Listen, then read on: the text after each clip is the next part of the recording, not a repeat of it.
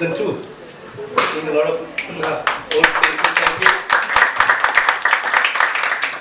Thanks, Rajat and Rakesh.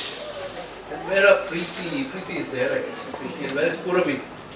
Purabi is hiding somewhere in the back. Okay, we'll get you all up front pretty soon. So, thank you for coming, and all of you who have always supported Bliss Catchers, and we see a lot of new faces out here. So, welcome. Bliss Catcher movement, can I call it a movement more than just an event series, is into its second season now. I can't even believe it's more than a year since we started. In fact, Facebook gave me a prompt the other day and said, AVIS, here's a memory that you will cherish or something like that, and put up Bharadwaj Rangan's picture, which was part of the promotion of the first ever Bliss Catcher event. Baddy from the Hindu was our very first guest. So I messaged Baddy and I said, you know, you've been our lucky mascot for the program, and we're into our second season, so thank you very much. So it's been an awesome year, and it's equally awesome to have two very, very energetic, enthusiastic, young, smart gentlemen sitting next to me, you know. Look at them, you know, they're full of bliss, right? So it's awesome to have you guys over here. Yadav, yes, there are seats up front, please join us, please. So now that Badri is here, we can definitely start. So those are all members of our Bliss Catcher community who are joining, so I'm just getting excited looking at all of them walking. So let me just, especially for the benefit of those who are joining us for the first time, let me just walk you through what we did in season 1 and how we are slightly expanding the focus and the spread in season 2. So season 1, the concept of the Bliss Catchers really began with Joseph Campbell's philosophy that if you follow your bliss, doors will open for you. Which simply means, what if you love doing something and you immerse yourself in it and you follow it, one way or the other will be born for you, which will take you forward. This philosophy has stayed with me personally for many, many years now, and particularly Avani and I have benefited from this following this philosophy, living by it against all odds for many years now. So when we opened season 1, we were really looking at people who had given up the safety and security of predictable careers and had chosen to follow what they loved doing. And so there was Baddy, who gave up a software job to write on cinema.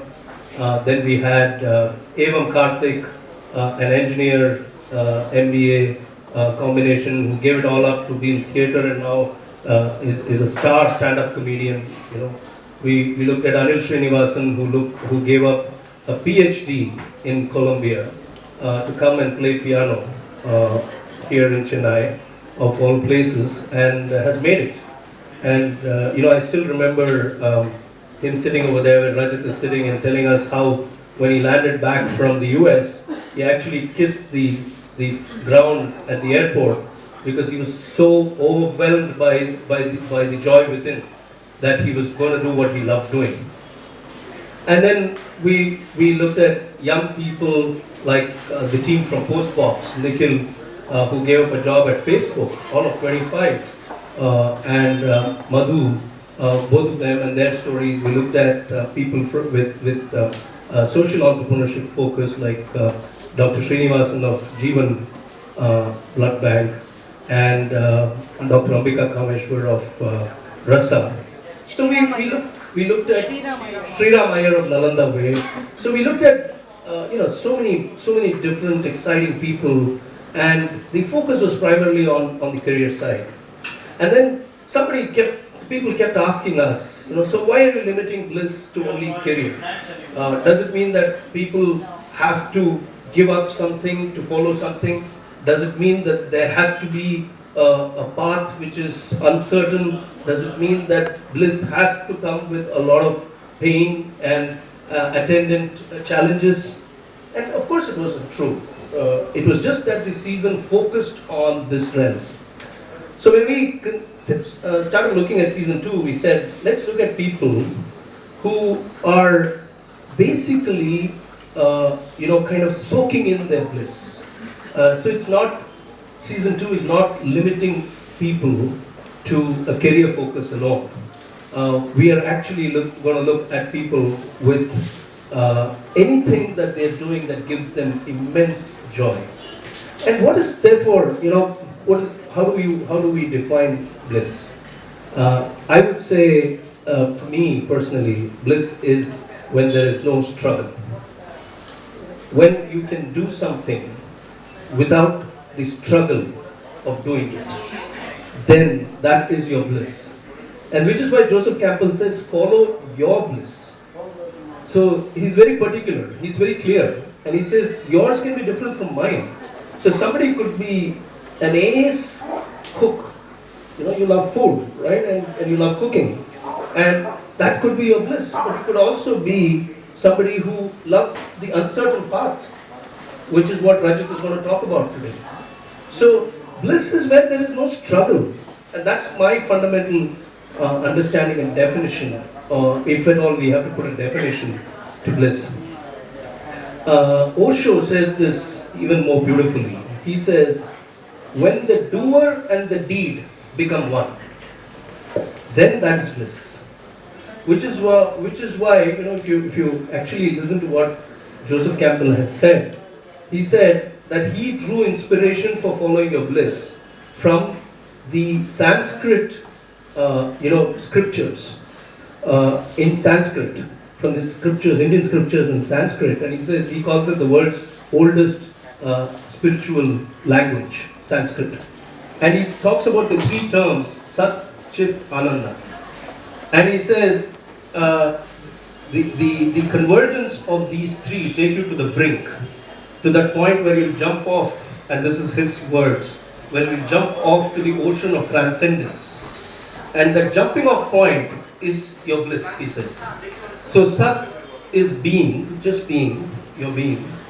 Chit is consciousness. And Ananda is rapture, bliss. So, if this sounds complicated, it sounded complicated to Joseph Campbell, no doubt. So he said, I didn't know what my being was and whether it was a proper being. I didn't know if my consciousness was the proper consciousness. All I knew was this aspect of my life was giving me great joy, rapture. I just followed that rapture, that joy. My being fell in place, my consciousness fell in place, and it all worked out. So bliss, therefore, is when we can actually move forward effortlessly and move in the direction that gives us an enormous amount of inner peace and joy, no matter the circumstances that surround us. So recently, we've been going through a phenomenally, challenging and difficult phase in our professional life, Vani and I. And we have to sit down and look at, apart from running and curating these beautiful programs where I personally lose myself in these conversations. Apart from that, we also have to earn a living, right? So that part of life also has to be focused on. And we were sitting down and looking at the scenario a couple of months back.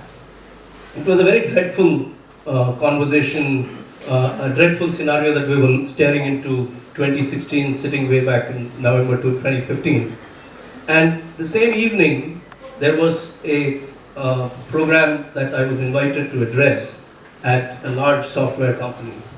And the whole experience of just being in front of that audience and sharing what we have learned from life completely healed me from that stress of looking at the numbers and the challenges of everyday life. And when I can narrate it from my experience, and when you look at it from your life experience, if you go through those moments of losing yourself to what you love doing, and you're not worried about what's happening around you in life, then that is your bliss. So season 2, welcome ladies and gentlemen to the Bliss Catchers, and we have Rajat from the Traveling Gecko. If you've read the mailer and if you've read the promotional material, he's held a corporate job for 13 years. And from the little conversation I had with him and from what I know of him, he had no clear idea of what he wanted to do when he set out. And so that's something very, very interesting that I'd like to focus on how they actually, both he and Purvi actually ended up doing what they are beginning to do now. And I include Purvi because she's been a very integral part of that journey. And then we have Rakesh here, who Pata Chamakta Tamil Brahmana Primary. Okay. So typical Pakka Tambram, Padichache, MBA Edtache, everything should have been set, right? Everything was set, and then you decided to unsettle everything and get into the the deep dive into entrepreneurship, right? And then there is music, there is travel, there is cooking, and blogging, right? TV show, yeah. So you've done everything that 70% should not do, right? So that's the conversation really all about, and so I've set the context. Let me ask Rajat, we'll start with you. My first question is, so you kept those jobs for 13 years, okay? Some people say 13 is an unlucky number, but in your case, I think if you were to sometime 13 years later look back, you would say it was the most eventful decision of my life to quit the safety of a corporate job. So can you help us understand what actually went in your mind when you finally submitted your resignation letter? I'm sure you did not have a business plan, you didn't have a business idea as such. So where did this inner courage to do what you did come from? Well, 13 has been a lucky number, immensely lucky, and I think I believe I'm the master of procrastination. Oh, you are? I am, so this whole thing of wanting to do of my own, that Kira had been there for quite some time, so I started with some very silly things, so one day I said, I think I was my 7th or 8th year job, I wanted to become a mutual fund advisor. So I went and took a form for becoming an AVIS certified mutual fund advisor. But I got a book which is so big and I had to read all of it. My interest died the same night. So that went off. And those intention was there of always wanting to do something of your own. And my work experience of 13 years, the things that I've been extremely fortunate to be exposed to, the kind of people I've met, I think always gave me the confidence that I can do it. But I think for me the larger decision was I had, like I said, procrastination is a big part of me, and there was also a bit of self-doubt, whether I can do this at all, or whether I am probably best suited for a corporate job. Maybe everything is set, I go to work, do my work, come back home and be happy, get my performance approved. But so finally, 13 years down, 13 is probably just it's coincidental, but I think my larger aim was to actually prove to myself whether I have it in me to start an enterprise of my own and sustain. So that's what finally gave me the push to say, let me go and jump. This is awesome. Yeah. So what we are basically hearing him say is that he admits he is a procrastinator, or at least he was, and you actually liked to challenge yourself. And you wanted to convince yourself more than anybody else. Absolutely. That you had it in you to go after what you wanted to do. Absolutely. Right. Absolutely. So that's what drove that resignation letter on that day. Totally. And I remember, the week before I given my resignation letter, so I used to work. My last job was with a advertising market research firm. I was taking care of the digital advertising for them. And I was getting a little frustrated with the country head of that business, because he wasn't kind of giving me the support that I wanted to run the show. So I got fed up. I went to this other gentleman, who was one of the initial founders, and I go to his name is Shiv Mauli, and he's a good mentor for me. Even today today. So I'm sure, what do I do? This guy, he sits in the next cabin, you know, he's a big pain, you know, he doesn't allow me to do any work. He's not giving me the staff that I need to deliver my numbers. You know, so help me out, you know. So he listens to me, you know, gives me a few things, like, do this, and, you know, let's stop that. And 3 days later, I go and tell him, Shiva, I quit my job. I said, yeah, scale back would be back. But, yeah, pretty much. And that's how it started. That's how it started. Okay, we'll come back to your journey, but I'll go to Rakesh. So those of you who don't know what Rajat is doing, what Travel Gecko is doing, don't worry, we're going to get to that story. Okay, we are right now just beginning the journey of understanding where it all started for them. Okay, so Rakesh, my question to you is very similar in the context of that US MBA. And by the way, Rakesh was introduced to me by somebody in Connecticut. Okay, I got his number from Sindhil in Connecticut. Okay, so he's as popular there as he is here. Okay, and it was easier to get your number out of somebody in Connecticut than from Chennai. You know, so Rakesh, you were at that point where you could have just been another Indian American settled in the US. Okay, probably running a software firm in the Valley, or assuming that you still bit the bullet and went into a startup and all of that. Okay, so where did your call to come to India come back to India come from? And was the call very clear that I want to be in entrepreneurship, or I want to pursue music, or I want to pursue travel and cooking? You know, was this clarity there, or was it just fuzzy and it was all India? But it wasn't fuzzy. I knew at some point I wanted to move back to India. So I graduated in 2008, which was when the whole financial meltdown happened. Obviously, jobs were difficult. I couldn't really land a job, but internships helped, pay bills. But I guess MBA Pandanapada, there was always, I wanted to do something in the food space. I mean, always a time where if they're playing cricket, I'll be in the kitchen making some. It was always like that. It was always something offbeat. I could never fit into a mold. You know what people do, like the typical Tambarans do. I couldn't do that. Did you have that clarity about yourself? I think I'm increasingly realizing that today. Okay, but back then, when you were taking this call, did you know that you were not going to fit into that mold of being the Chamatha Tambaran employee? I knew I was a rebel. I knew I couldn't fit in, but I think it took Preeti to make me understand it's okay to be different. Okay.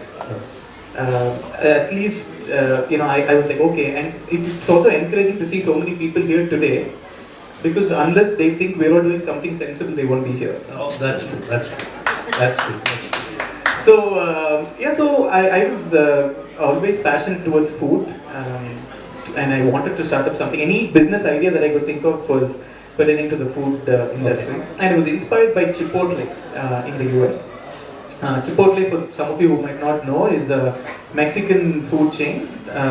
So QSR concept where they serve like burritos, tacos. It's a Mexican wrap and roll kind of place. So I wanted to do something similar, and that's how I came back. But to be honest, I came back here and I did get myself into an IT job. You did? Yeah, and that lasted for a month, and I thought it was time to shoot myself.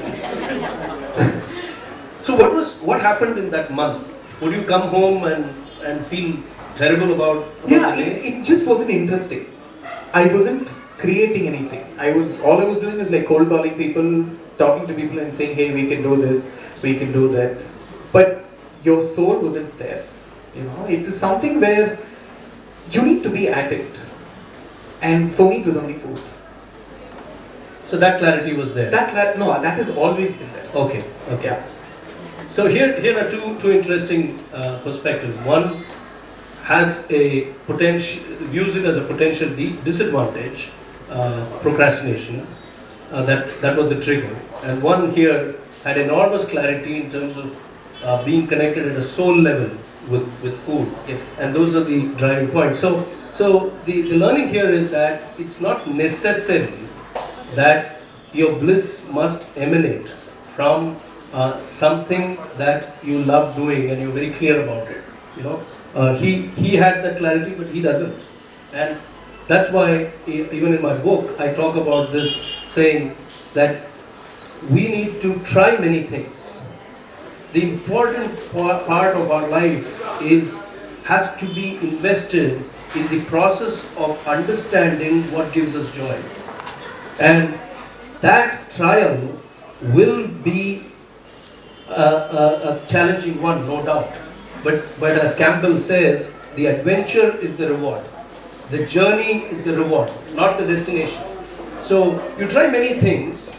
Out of, let's say, 5 things that you try, some will give you more joy than others.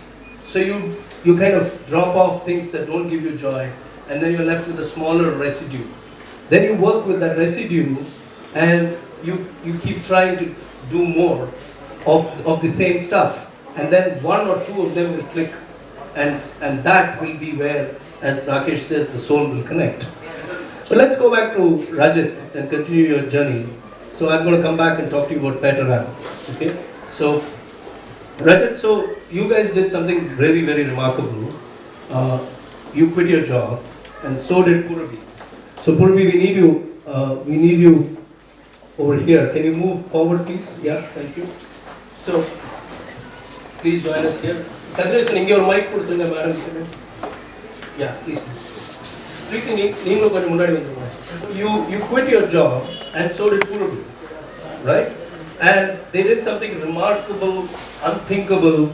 They just packed all their life's belongings into a car and drove down south. Madness? My father and my in-laws think that for sure. Even my father-in-law, they still meeting says, "Beta, and he'll ask me, so are you sure this is what you guys want to do?" They've been very kind. So, but it was a very courageous decision for a man who calls himself, a procrastinator. Have you thought of that? But procrastination, I would, I think for me is, when you say you want to do something, you do something, you don't do anything about it. So I think I've probably reached that point of frustration. And I think a big trigger for that was also Bombay city life. I've born and brought in Bombay, lived all my life there, and the city was getting on my nerves, and thankfully on her nerves, and both of us on each other's nerves as well. So, when we said let's get out of here, let's do this. If not, I think we both were confident that we'll always come back and do something out of our life. I mean, jobs are not an issue. I think we had a lot of goodwill around us, among friends and ex-colleagues and bosses. So I said, let's do this, and we'll see how it goes. So and we both love going out on long drives, and we've done that often. And I think that somewhere also added out on our interest that hey, travel could be a fun thing. Going on the road, unknown places, and we've had some fabulous experiences. So we said, okay, great, let's do it. So when you decided to get into the car and drive down south, you did not have a business idea in your head. You just wanted to go for the joy of traveling. Well, we knew we want to be in the travel space. Okay.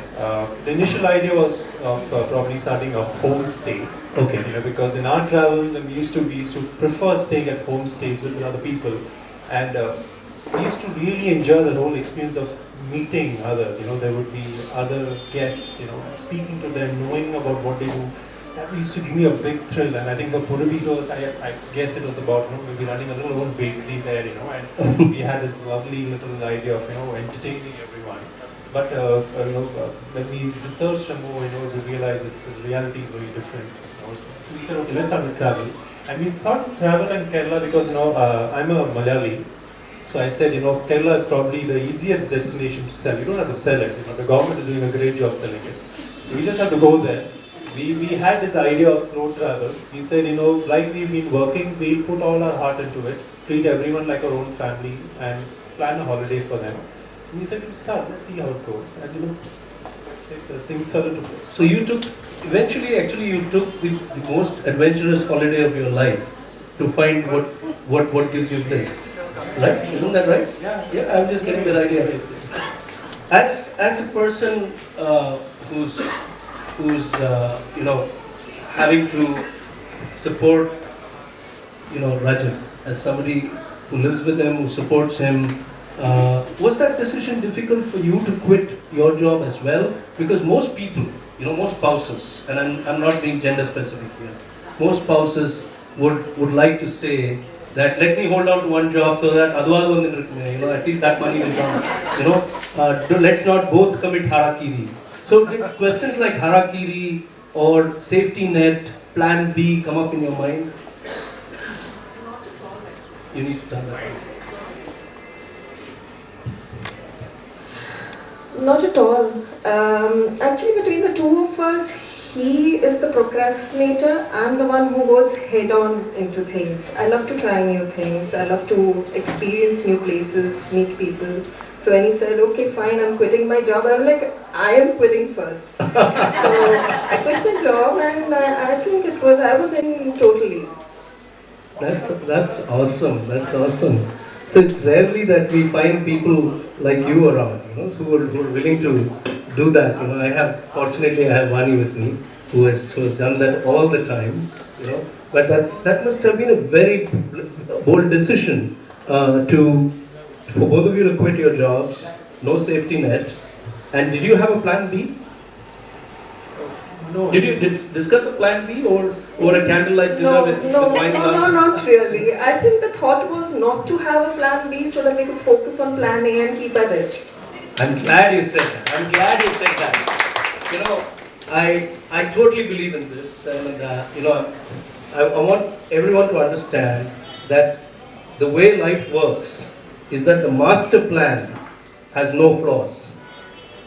So what are we trying to do? Create plan A's and plan B's and plan C's and trying to, get in the way of our life. So if you just follow what gives you joy, you may slip and fall, but at least you've been happy falling. That's the way to look at it. So I totally salute this view that there is no plan B to be looked at. But we'll come back to Rakesh and his story now. So getting into entrepreneurship, so 1 month into that job and you were, like you said, what the hell am I doing, man? Yeah. And PetaWrap as an idea was brewing in your head. Yeah. Did you, obviously you're now battle scarred as an entrepreneur, so you know pretty much what happens in entrepreneurship. But tell us a little bit about the joy of running PetaWrap, okay? And tell us about how you dealt with PetaWrap not doing exactly the way you wanted it to go. And how did you learn to deal with that situation and move on? So, PetaWrap as a brand, we launched. This was a kiosk model, serving wraps and rolls. We were there across the city. We had about 15-20 outlets in IT parks. And what I really enjoyed while conceiving PetaWrap was putting the menu together, going into the kitchen, cooking, coming up with different weekly specials, obviously talking to a lot of customers, getting feedback, getting to know them, interacting with their families. It was a one-on-one kind of a situation, as long as we had maybe like 1 or 2 outlets. But then as we started to scale, obviously it needed more funds, and secondly, it started getting a little impersonal. And slowly, somewhere I felt the connect that I had with food was going away. So the amount of time I actually spent in the kitchen coming up with newer menu, I was getting into like, okay, now so what is the top line? What is the bottom line? What is the strategy we're going to follow? What are we going to do for funds? How are we going to pay the bills? So in the Mari, so there was a fundamental disconnect that I had with food. And it kind of got me. We went to, we pitched the idea to angels, we pitched the idea to VCs, private equity, and that was the time when, all the VCs and private equities had taken a hit funding investments in the QSR space. So it didn't really go through, and obviously I didn't take it too well. But it's not like I beat myself. But I was always, I used to keep talking about it to Preeti, and she said, you've always been talking about food, and I think you've lost the whole plot with just chasing numbers and going behind something that you shouldn't be. Maybe it's time to redefine and reinvent yourself. That's awesome. That's awesome. So, Erika, I keep watching the television and all these food travel shows that many of you here watch, It's always a show on South Indian food, but presented by a foreign voice. And not that I'm saying that they don't know about food, but it's not the way how it should be presented. We just look at it because it's high definition camera and chicken kurma looks so appetizing. But it's really not the way rural India is, rural food is in India. So I kept pondering over the idea, and she said, you know what, why don't you just go on a research? Why don't you just research, try and do something about it?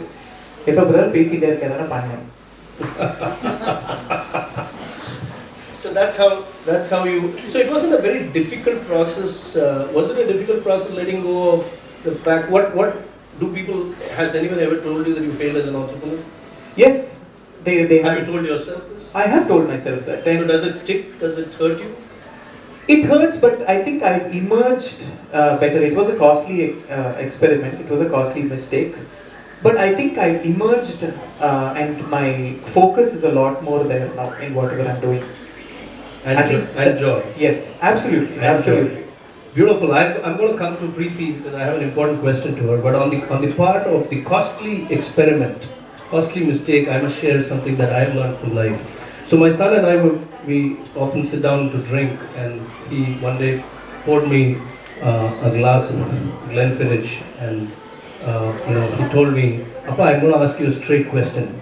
Don't you feel like a moron having blown up, pissed off $1 million in your business? Don't you feel like a moron? And I said, Ash, his name is Ashirvad, and I said, Ash, how much does a Harvard Business School MBA cost? He said, what part? Must be costing some $80,000. So I said, that's me and mom put together, okay? Plus, for all that we don't get taught at Harvard Business School, there is a price. And that's the way to look at life. I think when we bring in this object of money, that's when failure comes in as a label. That's when it sticks. So money is the adhesive on which the label called failure sticks. If you take away money, failure will not stick with you. And I think the best way to move with life is to try, fall, learn, and fly. And fall again. Subhash Ghai was asked when he was given the Lifetime Achievement Award recently, what do you think of this moment? And he said, this moment is nothing. It's just that I'm looking at a pattern of falling, failing, crawling, climbing, falling, failing, crawling, climbing, and I'm ready for my next fall. And I think that's the way to look at life. So, great spirit there. Absolutely great spirit. And Preeti, full marks to you for bringing up that spirit, to holding up that spirit. But let me ask you this. So, how does that courage in you come that you can actually tell him, do something about this, rather than just keep talking? Most people would probably like to complain and say, you're not doing enough, but you seem to be just doing exactly the opposite of that. Yeah, because I think, to sort of give everyone a glimpse of what I do, I'm this boring corporate lawyer. So my bliss is running through pages of legal jargon. So when there's somebody as interesting as him who comes up with creative ideas every day, I love that creative energy he brings into my life. I certainly don't want him to ever go back to a boring desk job, which kills that energy and creativity. Fantastic. So that's where it came from. That's awesome. That's awesome. That energy passes off as well. And interestingly, you brought up the idea of failure, and I used to keep telling Rakesh, everyone talks about success, but I think failure is more relevant to a lot of us all the time. We all fail more often than we succeed. Very true, very true. We need to talk more about failure than success. Absolutely, absolutely. I want to, on that note, since you are so romantic about the idea of being creative every day, look at Rakesh, honestly, okay? Everyone is watching you, so the spotlight is on you, okay? Look at Rakesh, this really very cute, handsome guy sitting here. But is he a singer? Is he a foodie? Is he an entrepreneur? Is he a TV host? Is he a blogger? What is he? Don't you think somebody may ask you, or people ask you, no, I very often. You are asked that? Yeah, I do get asked what does he do, and then I have to find this way of saying he does this food and travel show on television. And okay, when I bring in television, there's a little more respect. Okay, But does it matter to you? Social approval of what Rakesh does? No, I don't think. Because you can define your role as corporate lawyer, but you added a boring to it. That's your part of it. But my boss is right here. I don't think you should take me seriously. I don't want to lose my job. Yeah, but it doesn't matter. It doesn't matter to you? It doesn't matter. And to me, honestly, he's a little bit of everything. And most importantly, he's a lot of fun. So. Hey, look at that. I think that's a great way to look at life. That's a great way to, and I think we can all learn from people like Preeti and Purabi over there. So your tough questions are over for the day. Okay. One of the things we don't do at Bliss Catchers, we don't prep the the guests. So they didn't even know what they were walking into. So they were a bit nervous, I guess. But I think we're doing great. Are we? Yeah, we're doing great. Okay. So I want to ask you, when you look at traveling Gecko, and can you describe for the benefit of the audience this whole aspect of slow travel and how you do it? But running life, so he talked about the fact that he discovered that the nuts and bolts of entrepreneurship is not what he's probably most enjoying. And he likes the creative side of the food business, the art of curating food, more than the art of making and selling it. Can I, have I said it right? Yeah. Do you go through these kind of thoughts as an entrepreneur when you're running a business? You're looking at your Excel sheet, you're looking at your cash flow statement, you're looking at businesses that promised to come but did not come. Do you feel nervous at those times, insecurity? How do you deal with this? Some strange reason I really don't get affected. I think probably Puliyogare gets a little affected more. And she kind of wants me to stuff. My father gets affected. So once in a while when I call him, he keeps reminding me stuff. But it's just never really affected me until this day.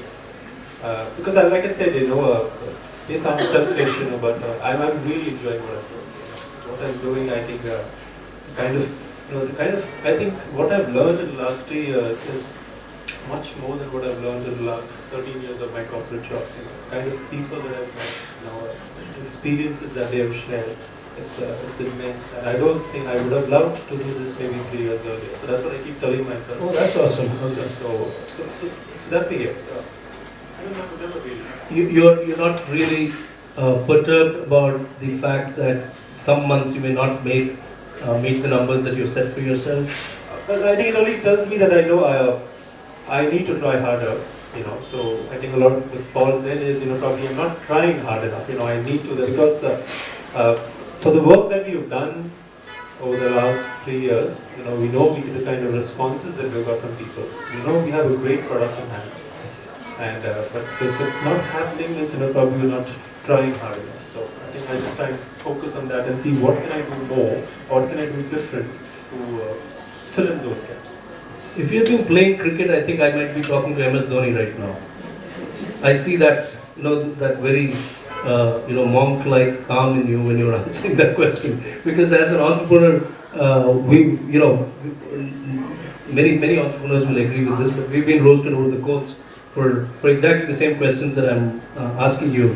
So can you tell us a little bit about the slow travel business? How does slow travel differ from slow travel curating company like yours? How do you differ from a travel agency or a travel operator? I think the underlying philosophy that we thought and we did slow travel is basically experiencing each and every holiday destination at a very slow and relaxed pace. And that's probably because that's the kind of travel we enjoy, we and Purabi enjoy as well. So, because, when we were doing a bit of a research on travel before, so we did, because thanks to my last job being in a market research firm, they had given me some training on how market research works. So I used some of those learnings here. And I realized 90-95% of all travel are these hop, skip, jump travel. So if it is a trip to Kerala or Tamil Nadu, it's like, you land in Chennai, go to Mahabalipuram, next day Pondicherry, next day Tanjavur, next day Madurai, then you're thrown out to Kerala, and then you run and you're back home. So it's about a week, 2 weeks, it's a rush stuff.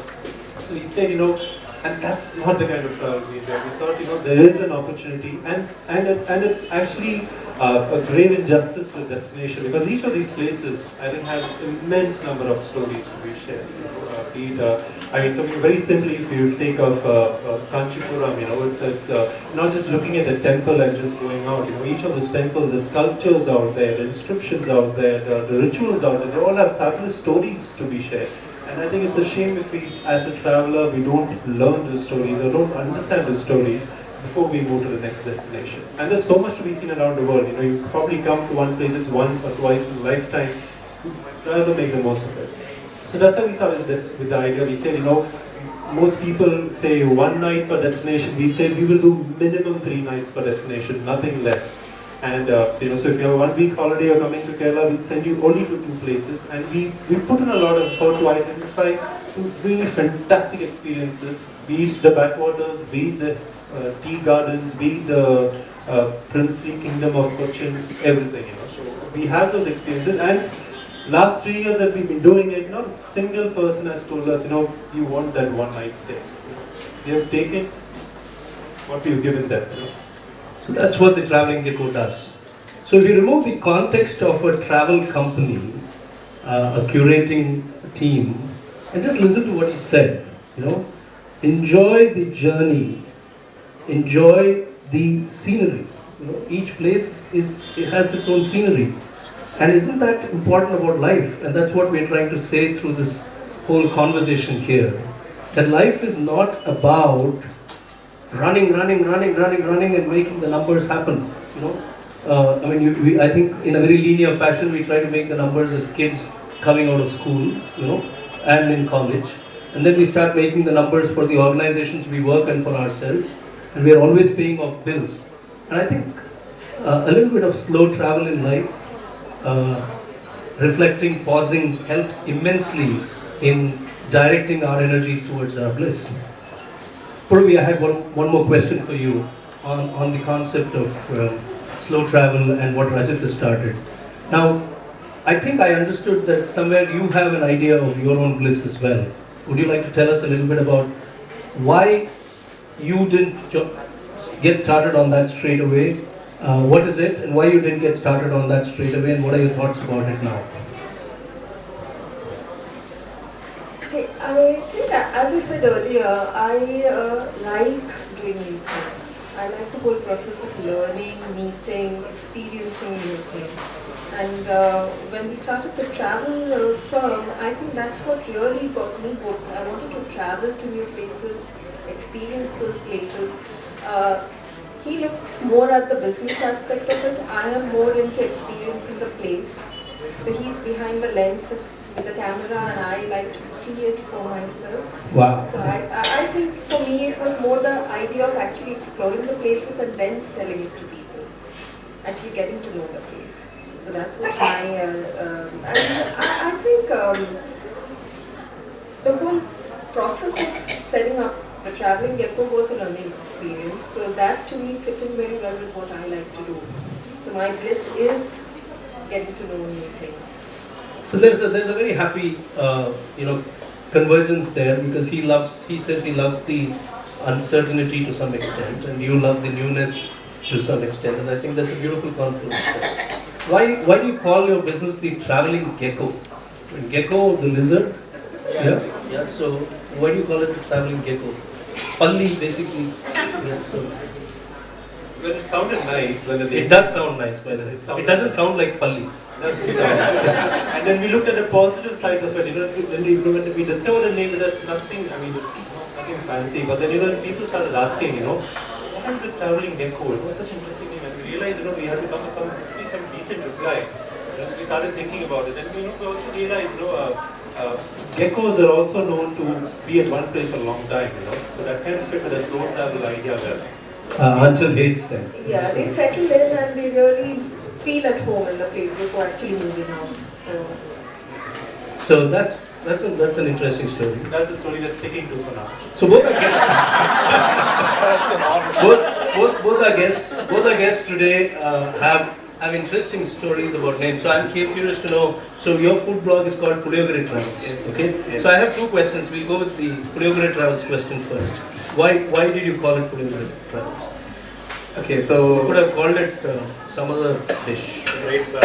Thair sadam. Yeah. no, so Preeti and I travel a lot, and to put our thoughts together, and she writes. So that's my only way of getting her to write. So I said, you have to write. I started a blog. This is just before, like, we're going to turn off the lights. So we were talking, she was like, yeah, why are you bugging me? Let's talk about it tomorrow. I said, no, you will forget, you will start reading into your pages again tomorrow morning. I want a name. Sri Puliyogare Travels. That's how the name was born? That's really how the name was born. Did you cook that the day? I mean, is that right? No, I thought Puliyogare was something. Okay, so even though Puliyogare is a very Karnataka version of the Puliyogare, Right. I think we've all grown up with Puliyogare, Thair sadam, Elumichambara sadam, Tenga sadam, Right. everything. So Puliyogare was something that was very, And if I can add to that, I think in those days, those innocent days when you didn't have restaurants and cafes all over the place, you used to make Puliyogare at home and pack it with you and take it on a journey. Right. Because they had this way of lasting, right? Yes. Exactly, yeah. They were not so immediately perishable. So there was that association Right. that we need.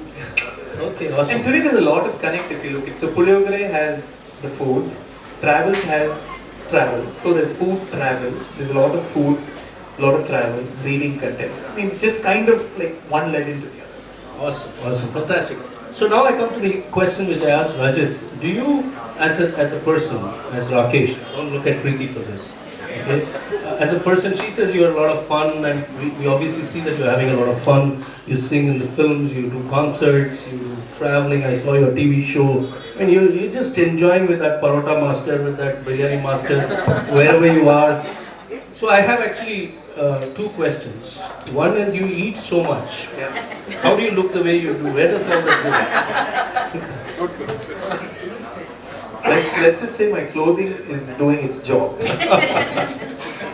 Dress to disguise, I can put it that way. Man, we work our butt off trying to stay off many of the things that you indulge in and trying to look the way you do. Like, to add to it, in addition to all the travel that I do and the kind of food I eat there, I'm spoiled at home with Amma's cooking. Oh, okay. So that's your mother? Okay. Namaskar. So yeah, trying to be fit is very, very difficult. I used to be huge So at you one don't point. try? You don't try to be fit, but you are fit? No, I also try to be fit. Okay. But it's not a very conscious way of trying. When I wake up in the morning, be like, oh, today I have to go swim. It's more like that. It's not a very. But right now I'm like trying to inhale yoga or trying to dabble here and there. That's pretty much. So how do you deal with your demons? Are there demons? As Rakesh, do you sit up some days and think, do I lack focus? Or do you sit up and think, man, how are we going to, obviously we've been married for so many years, money has to come, things of life has to go on the very asset side of life. Yes. Do you deal with those demons? Do you, and how do you get rid of them? I do have moments, but even though I do the food and travel show and Puliyogare Travels in the site, I do have a job in the morning where I help a mobile startup with marketing. That's kind of my specialization. So with social marketing, I kind of help them with that. So I'm not really going to say money is everything, but I think food travel is something that is close to my heart, and I've been exploring even the remotest village in Tamil Nadu for food, and that's what keeps me going. And I think as long as you're passionate about something and you don't really think of money will follow you automatically. Very well said. Very well said. Absolutely awesome. I think this has been, although I didn't have the wisdom at his age. He's all of 33. I didn't have that wisdom at that age. I used to think exactly the opposite at that age. And then a time came when everything got taken away from us and all our efforts to put it back kept falling apart, and they still continue to fall apart. And somebody asked me something very recently, and I blogged about it as well, saying, so you curate all these events? I said, yeah. How much money do you make from them? I said, no, I don't make any money from them. Then why do you do it? should you be investing your time trying to do something that you make money from? I said, no, I'm trying that, but that doesn't work out, so at least I'm doing something that I love doing. No, but that's being very irresponsible. So people do see life like that, and I think if we start listening to too many voices and not our own, our own inner voice, we will be very, very unhappy. So I completely relate to that. Money will follow, and sometimes money will not follow. Money will take its own time coming, and we have to, remember that however easier money flows, or however long it takes to flow, the tenure that we have here is limited. And that tenure has been predetermined. We all have expiry dates, and if I can prophesize, we have it on the right side behind us here. Except we don't have the barcode with which to read that expiry date. If we had that, we could plan our lives much better. But we don't have that barcode. So I don't think the tenure of our life can be wasted any more than we have already wasted. So awesome, thank you for that. So I'm going to actually throw the questions open for the audience now to get involved with our guests and ask them any questions. And through those questions, we'll try and keep coming back to their journeys. Okay, so that way we'll have enough time with our guests. So who's asking us the first question this evening? And by the way, as we go into Q&A, let me also walk you through what lies ahead so that everyone stays engaged with us till we close in about 30 minutes from now. We do have a quiz coming up, and these beautiful mugs are being given away for the evening. So please do stay back and enjoy the rest of the evening. The first question, please.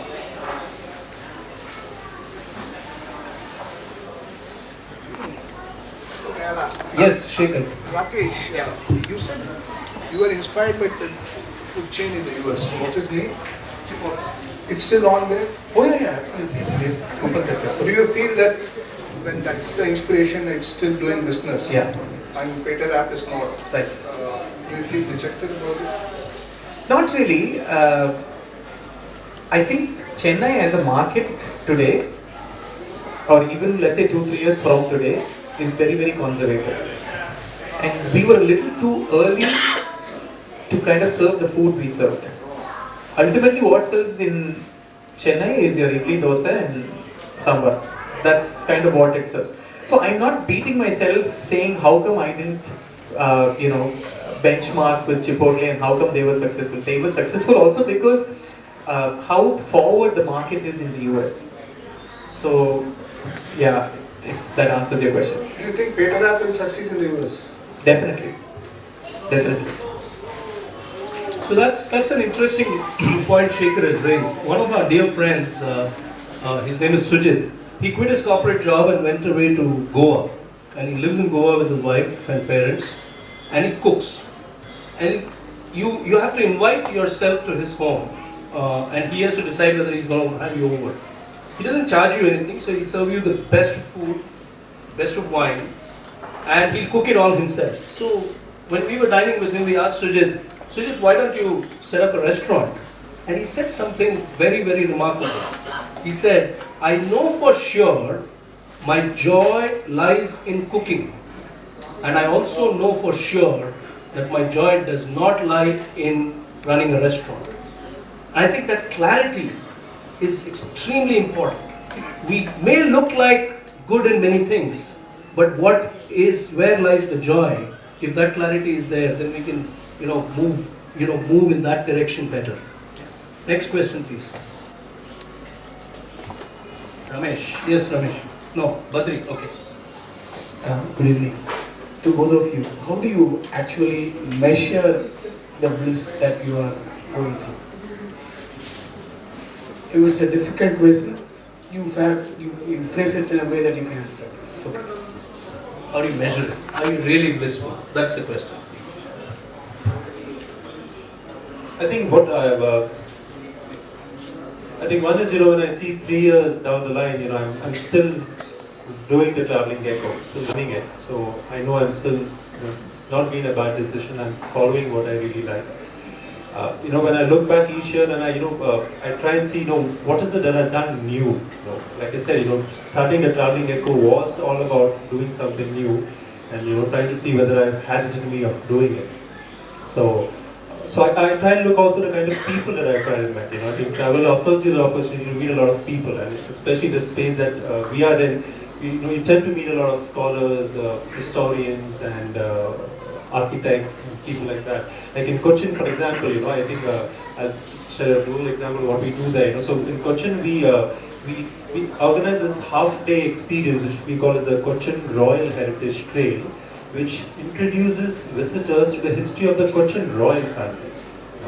And if you go and if you've already been to Fort Cochin, you'll realize a lot of the focus in Cochin is always Fort Cochin and the Portuguese and the Dutch and the British history. Nobody was focusing on the mainland side, or rather the traditional history of the place. So we saw that as an opportunity, and we spent 6-7 months, and we put that experience together. And I think what really worked for us in well was we managed to also convince one of the members of the royal family that lives in Cochin to meet the visitors, which was a very big plus. And before that, when we were working on the idea of the trip, I could never imagine I would have had it in me to go and meet the royal family in their private residence and request them to be a part of it. But I just tried that out, it worked out. And so for me, when I look back and I say, hey, I would have never guessed I would have, in the travel space, I would have designed a product like that and create an opportunity to meet a royal family, which is what I used to watch in television and see people going meeting the royal family of Rajasthan or Jaipur. And I only seen it on TV, you don't believe it happened to you. But it happened, and it wasn't so bad. So that's a nice way of measuring. That's a nice way of measuring. Going back and seeing what you've done, and evaluating it on, if you had not taken the decisions that you've taken, you might not have done those things. How do you measure your bliss? I can actually think of the soul-searching moment that happened right after PetaWrap didn't work out. So I decided I'll go on this trip. So I decided Madurai, because everybody's talking about Madurai being the food capital and street food and all of that. So I said, let's go to Madurai. And I get down and I start talking to people there. People who are passionate about food. No one's holding back any information, even though he's been there serving that sweet for, let's say, 3-4 generations. He just gives me the recipe like within 10 minutes into the conversation. And in either how do you make this recipe? He said, you go to this village called Mangulam in Trichy. In Madurai. There is one party there who makes a fabulous Kuttram Kadithal. So I said, anyway, I have like so much time, I don't have to do anything, let me just go.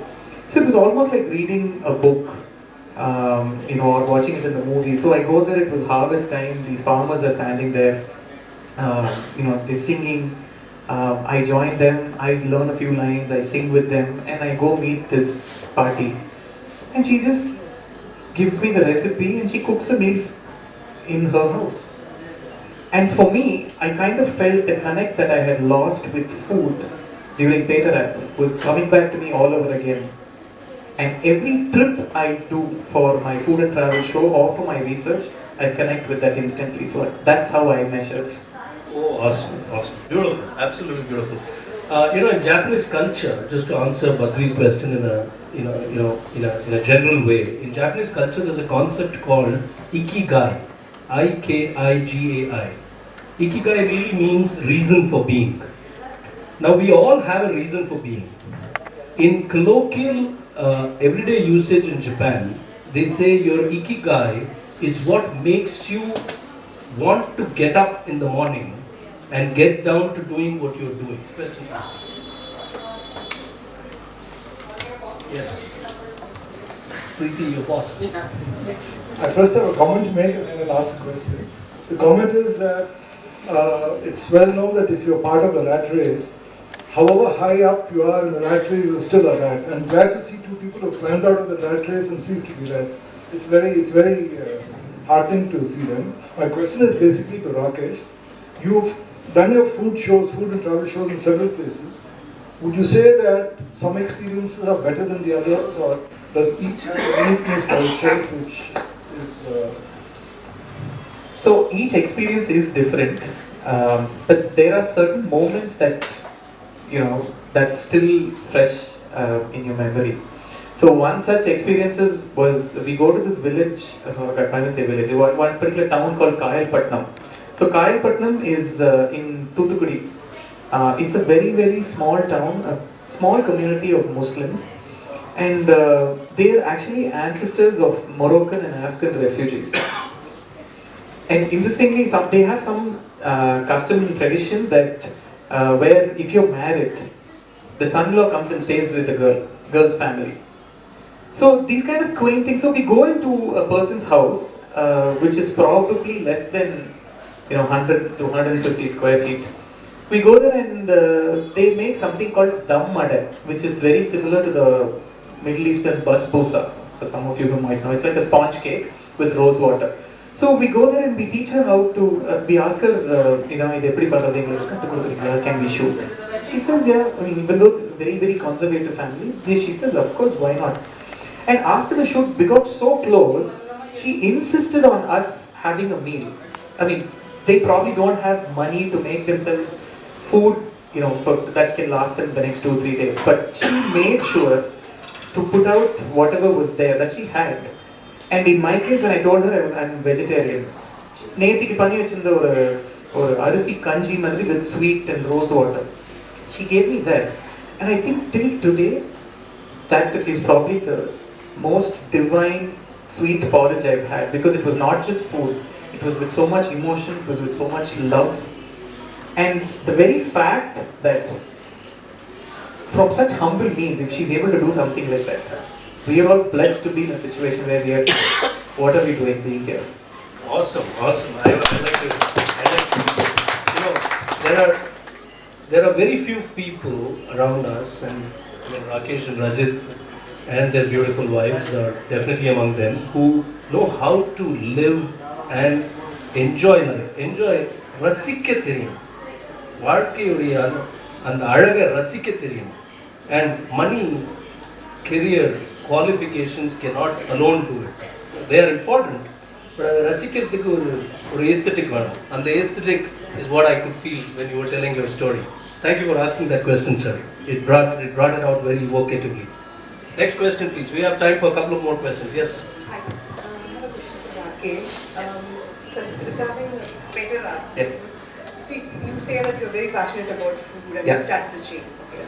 And it's something like, ரொம்ப passionate, you started something and it didn't work out. Yeah. And you had to quit and you had to restart all over again. Yeah. How was it? Like, when do you decide, like, it's time to quit and this is not working out and I have to go back to the writing board, like, something like that. Like, how do you do that and how do you actually deliver that decision? So that's a very tough call to make for an entrepreneur. He still feels that there's light at the end of the tunnel.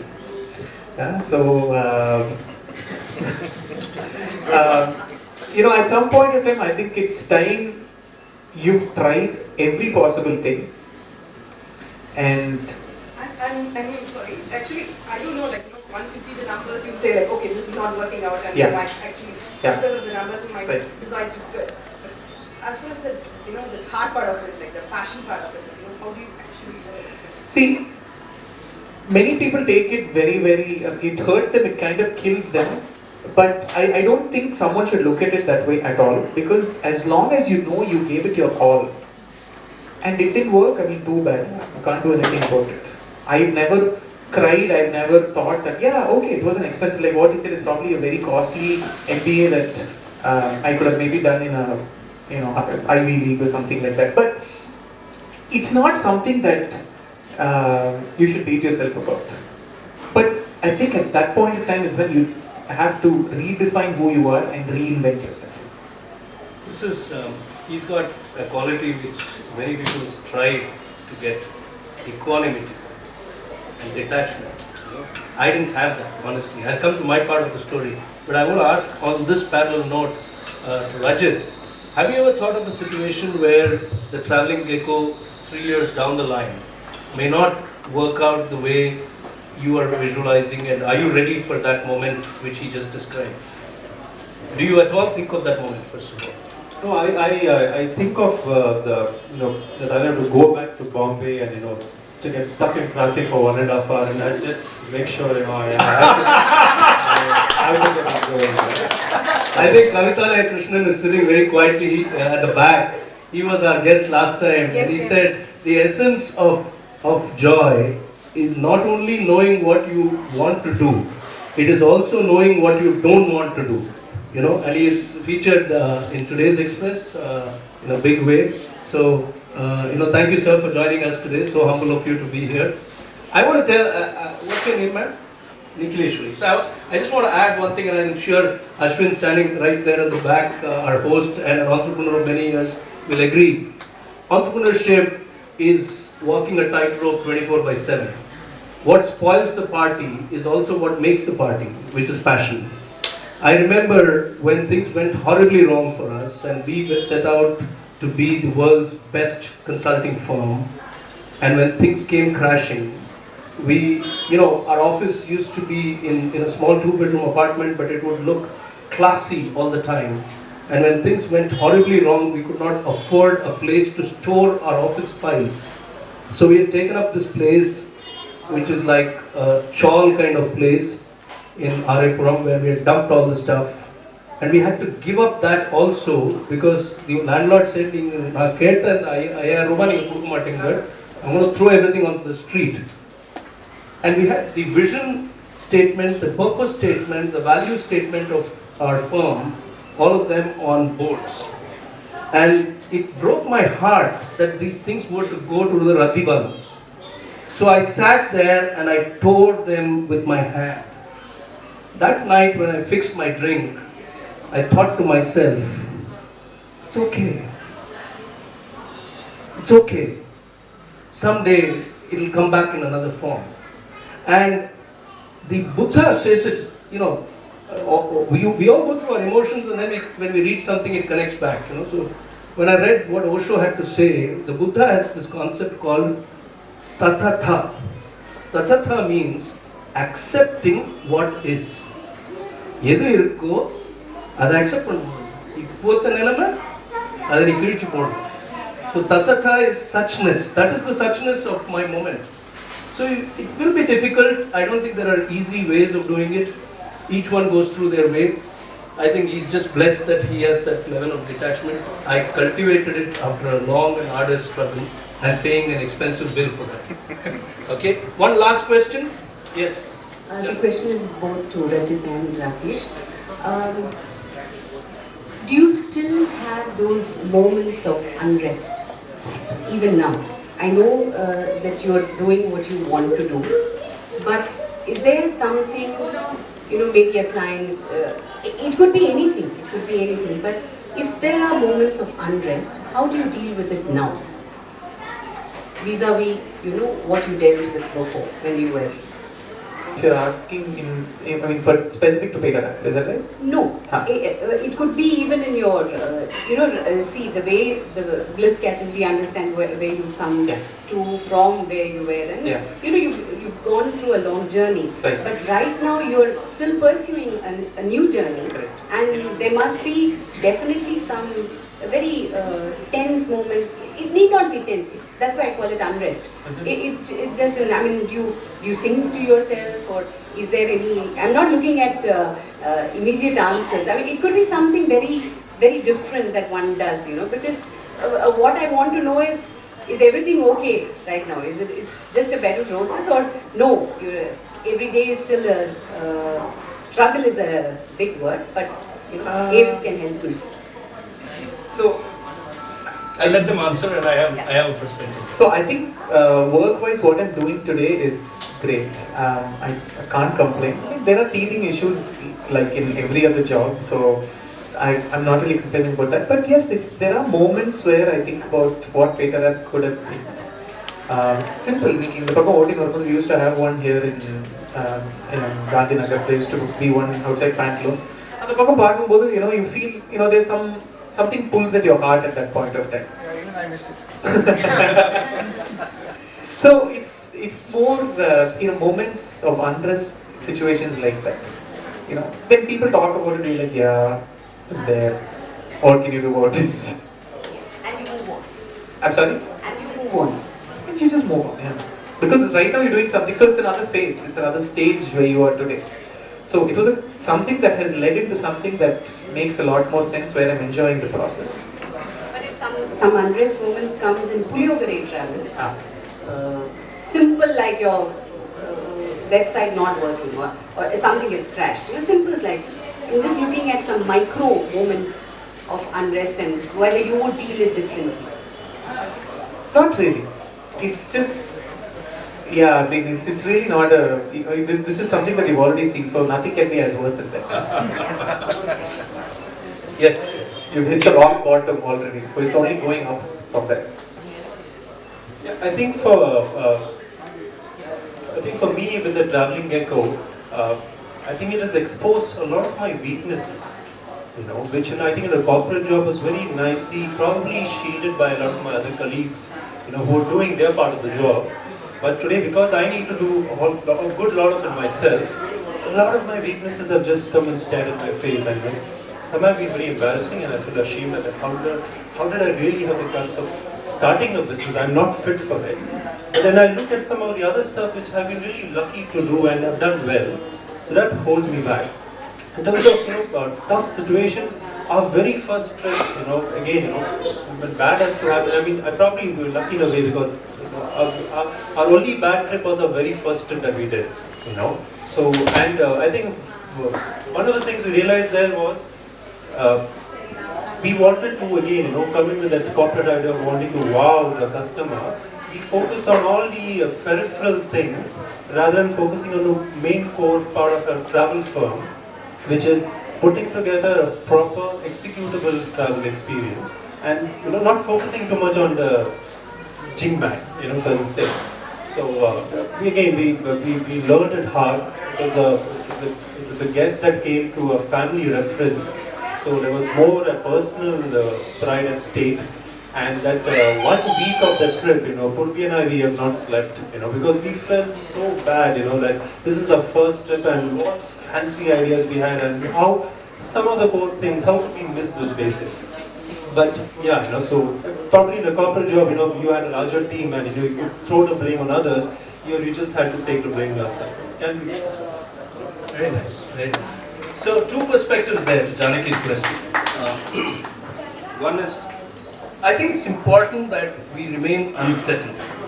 It's important to recognize that the moment we settle into comfort zones, then we become very predictable and patterns set in. So unsettle, keep unsettling. That kind of unsettling is good. But the other side, where you're talking about dealing with the everyday stresses of life, that goes back to ta-ta-ta. Accepting what is. Sometimes it might be as you said, a website not opening, a system crashing, something not coming through the way you want it to come through. All of us who write emails to the corporate world, will know that none of your emails will ever be answered. So we deal with that every day. So there is no other way. Tamil Rasulullah, where a vadi? You got to deal with it. So always acceptance brings great clarity, and all solutions can be found only through clarity. So I know there are questions, but I'm going to keep them for offline conversation with the guests, because I do have to manage time. So please bear with me. I'm going to invite Rakesh to do something. I think they saw, and I wish we could have cooked a meal here, but in the absence of that, I think we'll have you render a small song, a short song, whatever of your choice. Are you all okay with that? Yeah, season 2, we wanted to do something different, so what do you prefer? Something Tamil, Hindi? Whatever you. Chinnan Chiru Kiliye. Oh, Chinnan Chiru Kiliye Kannamma Selva Kadanjiyame. Chinnan Chiru Kiliye Kannamma Selva Kadanjiyame. என்னை கலித்தீர்த்தே உலகில் ஏற்றம் புரிய வந்தாய். என்னை கலித்தீர்த்தே உலகில் ஏற்றம் புரிய வந்தாய். சின்னஞ்சிறு கிளியே கண்ணம்மா செல்வ களஞ்சியமே. பிள்ளை கனியமுதே கண்ணம்மா பேசும் பொற்சித்திரமே. பிள்ளை கனியமுதே கண்ணம்மா பேசும் பொற்சித்திரமே. அள்ளி அணைத்திடவே என் முன்னே ஆடி வரும் தேரே. அள்ளி அணைத்திடவே என் முன்னே ஆடி வரும் தேரே. சின்னஞ்சிறு கிளியே கண்ணம்மா செல்வ களஞ்சியமே. ஓடி வருகையிலே கண்ணம்மா கண்ணம்மா ஓடி வருகையிலே கண்ணம்மா உள்ளம் குளிருதடி. ஓடி வருகையிலே கண்ணம்மா உள்ளம் குளிருதடி. ஓடி வருகையிலே கண்ணம்மா உள்ளம் குளிருதடி. ஆடி திரிதல் கண்டார் உனை போய் ஆவி தழுவுதடி. உச்சிதனை முகந்தார் கர்வம் ஓங்கி வளருதடி. உச்சிதனை முகந்தார் கர்வம் ஓங்கி வளருதடி. மெச்சி உன்னை ஊரார் புகழ்ந்தார் மேனி சிலிர்க்குதடி.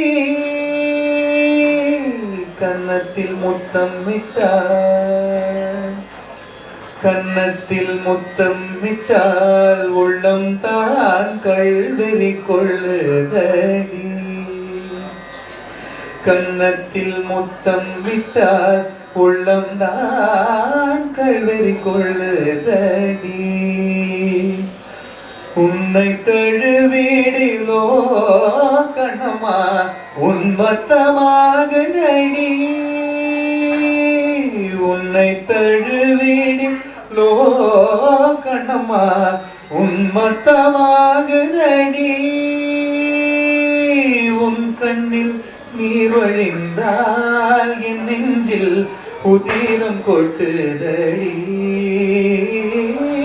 உன் கண்ணில் நீர் வழிந்தால் என் நெஞ்சில் உதிரம் கொட்டுதடி. என் கண்ணில் பாவை என்றோ கண்ணம்மா என் கண்ணில் பாவை என்றோ கண்ணம்மா என் உயிர் நின்னதென்றோ என் உயிர் நின்னதென்றோ என் உயிர் நின்னதென்றோ.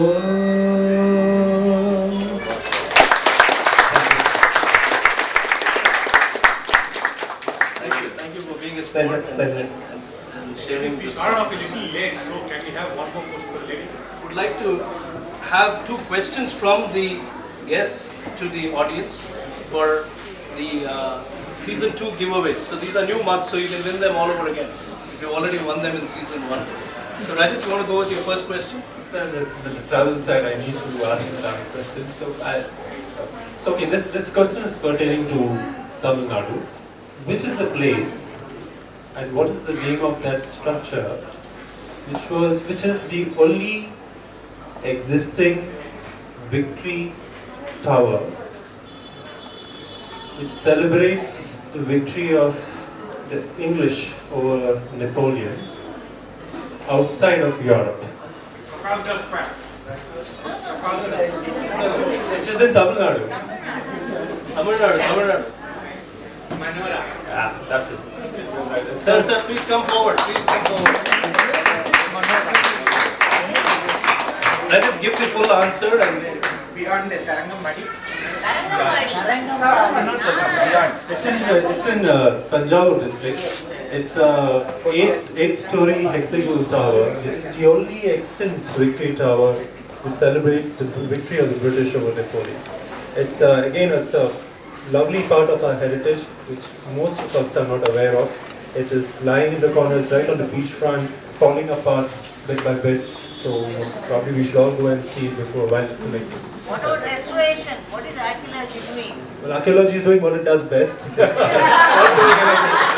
It's focusing on landscaping first. It will reach the heritage. But it is under their control and hopefully what something. About the British? You can ask their contribution.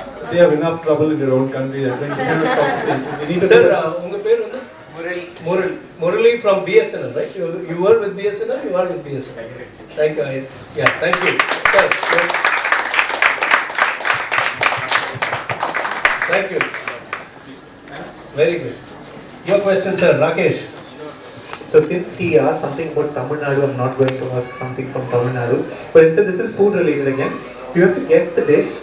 But what is the food that was once made with bread and marinara, started by the farmers and the peasant community, later patronized by the Queen, and popularly available across the globe today? Pizza. Sandwiches. He got it right. Pizza. Shaker. GC shaker. Wow, okay. Shaker. Welcome, Shaker. Thank you. Thanks for the song. Shaker, we know that you always get the scoops. This time you got the mug also. He's a very famous journalist, and we go back a long way. So thank you. Thank you for that. So can you elaborate on the answer for everyone's benefit? Sure. So pizza as a dish, what it's known today, was not what it was when they actually started making it. So the peasant community put together a staple for them to eat, which is just bread and marinara sauce. So even today, if you go to Italy and ask them for a pizza, they will ask you if you want it with cheese. So the authentic one is always bread with marinara sauce. So the Queen heard about it. So in those days it went viral. The Queen heard about it and she said, "What is this everybody's talking about? I wanted to try it." Then these guys are like, "Oh my God, I can't believe the Queen wants to try it." So they made it. So since the Queen herself is going to try it, they put the cheese and a basil leaf on it. So if you look at it, it's actually the red from the marinara sauce, white from the cheese, and green from the basil, which symbolizes the Italian flag, and presented it to her, and she was none other than Queen Margherita, which is why the Margherita pizza is a cheese pizza. Wow. Thank you. Fantastic. Now, as we wind down, I have a couple of announcements before we close, but before that, let me first thank the team at Odyssey, led by Ashwin, T.S. Ashwin, Mani, Kadresan, and the other members of the team, and Ashwin Jr. You see this completely new branding for the Bliss Catchers. Those of you who have been coming, we see a dash of color behind Rakesh here. All of that is got together by them. I invite Ashwin to come forward and give away souvenirs. So you gentlemen get mugs for asking questions, okay? So, thank you. Thank you for being with us.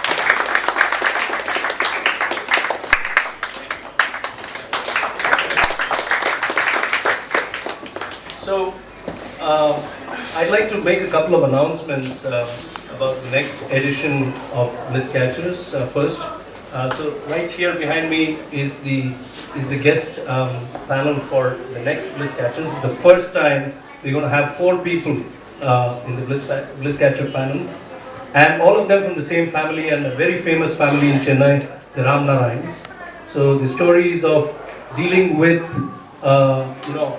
a situation when your bliss doesn't work out, ma'am, what you asked, when your bliss doesn't work out, Ram Narayan, and how he coped with it, how the lady Gauri had to take the story forward for the family, and yet, while pursuing her bliss, how Akila decides to give up everything that her family had created here in terms of a complete aura and what shall I say, ecosystem of art and culture, and says, I don't want any of this, and goes to the US, and then decides 14 years later to come back, saying, I want to be part of this. And the youngest of them all deciding to be a journalist rather than be in art and culture like the rest of the family. And an author. So it's the story of the four of them, Ram Narayan, Gauri, Akila and Abhinav. So please do join us. That's on 27th of February. Last Saturdays of every month, 7 p.m. It's always happening at Odyssey. Please do remember that, spread the word around. We're also doing something very interesting between Vani and me. We're launching this program effectively today actually, called Help Yourself to Happiness. This is a program that we are offering as a one-day experience, awakening experience, which basically invites people to pause, reflect, realize themselves, be themselves, and most importantly, celebrate themselves. So I think we missed this whole opportunity to celebrate ourselves. Even our birthdays, we expect others to celebrate it for us. I think Edgy must be the only person on this planet that I know apart from Vani and me. And we come after Edgy. Although A comes up before E. But in this case, Edgy comes first, then AVIS, then Vani. He must be the only person who celebrates himself, unabashedly. And look at him beaming, and I think that's the spirit. So Help Yourself to Happiness is a program that we are running. So any of you wanting to register for the program or want the information, please contact us offline. We'll be happy to share the details with you. And before I close, I always carry something with me to close the evening. And today what I found is something which blends so well with what Rajat, Rakesh, Purabi and Preeti have been talking to us about. And this is by my favorite Osho. And this is what he says. If you actually look at our lives, we would all be actually doing different things than what we are doing. And one of the principal reasons why we are not doing what we should be doing or what we love to be doing is we wonder what people will say. The people could be parents, could be siblings, could be children, could be a society, could be employers, could be many people. So Osho says, people are cowards. Don't be worried about them. Go on your way. On your way dancing. Look at his words. Go on your way dancing. Remember only one thing. Whatsoever feels good is good. Whatsoever feels beautiful is beautiful. And whatsoever makes you joyful and delighted is the... Let that be your only criteria. Don't be bothered by others' opinion. Let this be your touchstone. Whatever makes you happy is bound to be true. Ananda, bliss, is the only criterion of truth. And that's Osho for you, ladies and gentlemen. Let's pick up the threads in season 2 and move on this journey, spread the inspiration, and keep coming back Saturday evenings, 7 p.m. Thank you. So, first of all, I should thank AVIS and Vani for having given us on your behalf as well. So, this process of meeting them has really helped me channelize my thoughts, put together my thoughts, which wouldn't have been possible because, if not for the two of you. Meeting you that day, and after we met them, we made sure to go onto YouTube and look at the movie that's been made on them and also got your book. And I think for young couples like us, and increasingly there are couples where one of them wants to be an entrepreneur, and so for people like them, your story is an inspiration, and I think couples should live like that. Thank you. Thank you.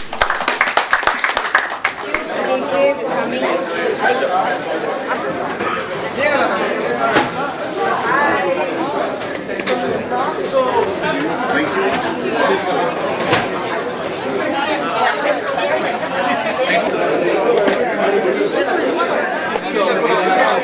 No, it was launched in the world of